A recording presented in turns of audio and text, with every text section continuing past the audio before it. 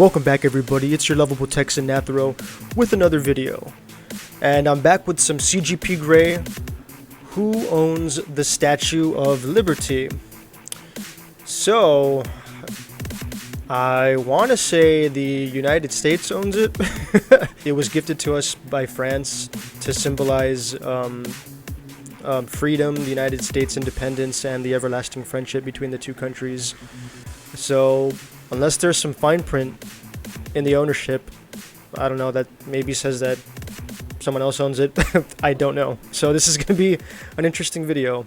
Who owns the Statue of Liberty, New York or New Jersey? It should be straightforward, but the island upon which the statue stands, Liberty Island, has been part of a long fight between the states over their river border and the islands between them, with rounds in the 90s, the 80s, the 30s, the 1830s, and possibly more beyond 2000. But to understand, we must first go back to the 1600s.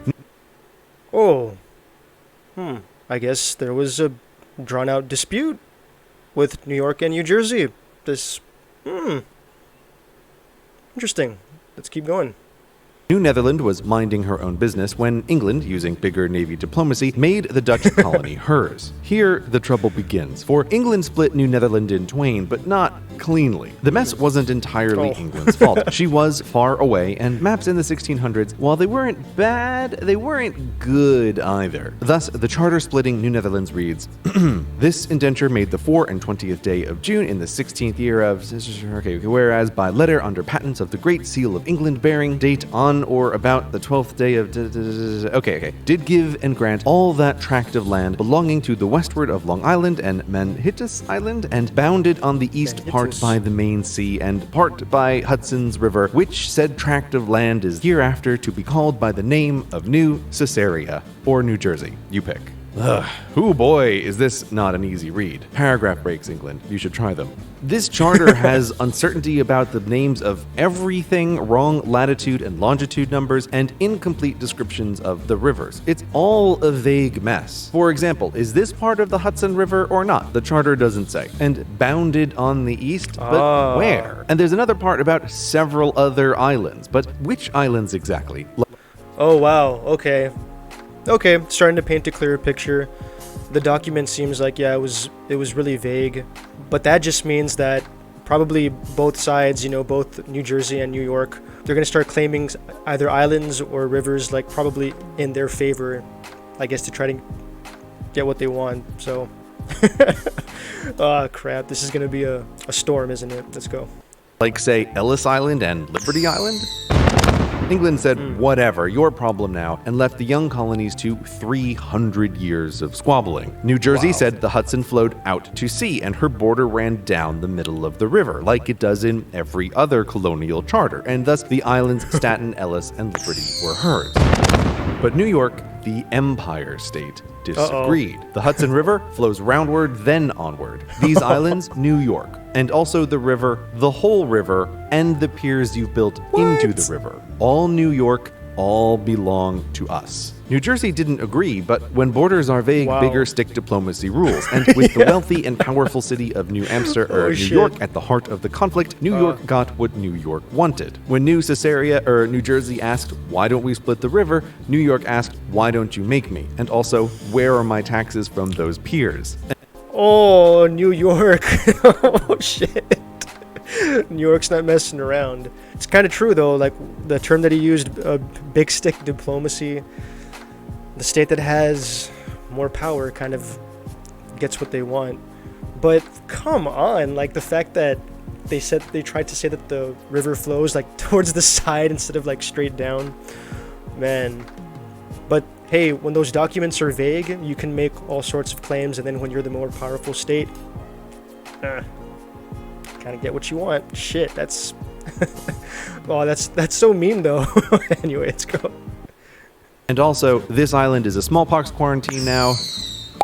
And also stop hitting yourself. By 1832, New Jersey had enough and called in the Supreme Court. New York didn't show up, saying the court had no authority to settle a disagreement between the states, which sounds crazy now, but was kind of an unsettled question at the time, because America was having power struggles with unruly states then, and New York blowing off the Supreme Court wasn't helping. Worse, if the Supreme Court ruled New York must share her borders, which seemed likely, New York would comply. Whoops, no, New York was going to tell the court to get bent. America, trying to grow up to be a powerful federal government, did not want this. So the Supreme Court decided to not take the case right now, maybe later, and then America used some political leverage to get New York to agree to settle the matter privately with New Jersey. Look, this is your decision. No need to get that Supreme Court involved in all of this, and no need for me to enforce their ruling. Isn't that better for everyone? So the two states haggled. New Jersey gave up her claims to Staten Island, and in return, New York agreed New Jersey's northern border extended into the river and down the middle. Okay, so that's basically referring to the fact that the power between the federal government and the states, especially back then, were much more in debate. Like, it wasn't quite clear as to, I mean, there was jurisdiction between both, but there was a large gray area between which matters were federal matters and which ones were states. And like what he mentioned is that there was a lot of squabbling between states, and they tried to get the federal government to mediate, but then the states would say, no, this doesn't concern you, this is a state matter. So very interesting. Past Ellis Island, past Liberty Island, squeezing around Staten Island before going back out to sea. Aha! So the Statue of Liberty is in New Jersey. No, New Jersey also gave up Ellis Island and Liberty Island too, which seems like giving up a lot, but look, river access in the age of steamboats was a big deal, and sacrificing a couple islands to get her piers back was worth it. And America was happy because a power struggle between her and the states was averted, and everything was going to be smooth sailing. Anyway, both islands are New York enclaves inside New Jersey's border, which does make answering the question, where is the Statue of Liberty with in New Jersey, technically correct in the most pointless kind of way. Now, in the midst of all this, America noticed Liberty Island's rather strategic position, and she took it for herself as federal land and built a pretty star fortress upon it that could shoot in every direction. Look familiar? Nice. Later, when France sent America the Statue of Liberty as a symbol of their eternal friendship, a bond forged side by side in the heat of the young rebels' battle for freedom from the Empire.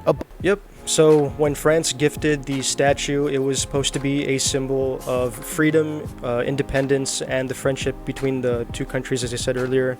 And a lot of the inspiration came from the aftermath of the American Civil War. Also, fun fact, the Statue of Liberty was actually supposed to double as a lighthouse back in the day. There was supposed to be some illumination from the torch area, I want to say, but it was so dim that, you know, ships at night couldn't really see it, so that idea ended up getting scrapped pretty much until they were able to get better lighting.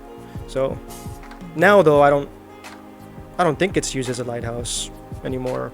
Yeah, I think it's just a national symbol monument. Anyway, let's go. Bond America would surely hashtag never forget. America said, I will put it right here, where it will be the first thing everyone coming to the United States will see. BFFs, France, BFFs forever. So the statue was put atop an old federal fort on federal land, and POW made a national monument. So America owns the statue? This opens a book titled What is Federal Land? Like, what does it mean for real, though? Which will be firmly closed as a story for another time, otherwise we will never finish this. It's still only the 60s, and we have yet to talk about the squabble over the land below the water, yes really. So, back to Ellis Island for a moment, which 150 years after borders were supposedly settled, New Jersey claimed as hers again. Partly. See, in the 1800s, the island was yay big, but by the 1990s, it was yay big. And because the rivalries of youth never really end, New Jersey again brought in the Supreme Court. This time, New York showed up promptly. The added land New Jersey said was hers. New York disagreed, saying the embiggened island was still her island. Now,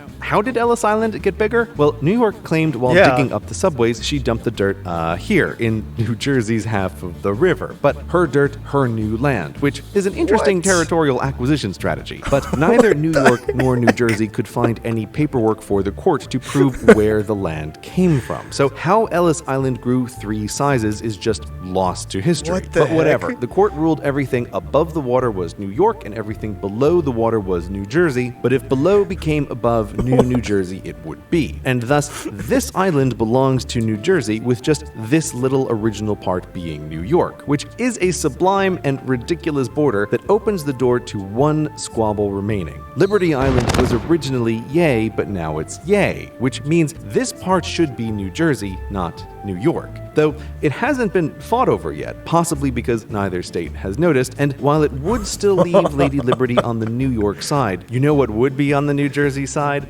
The gift shop. And the only Oh shit, the gift shop.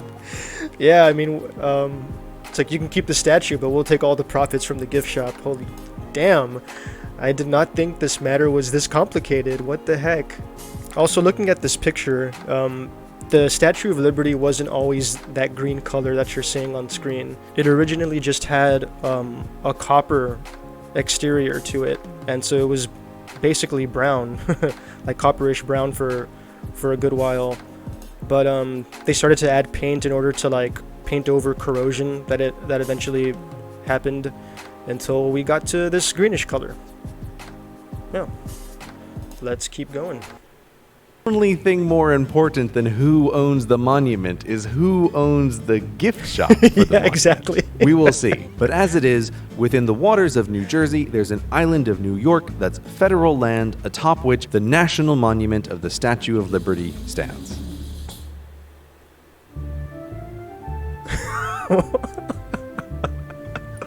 Holy shit. Is that it?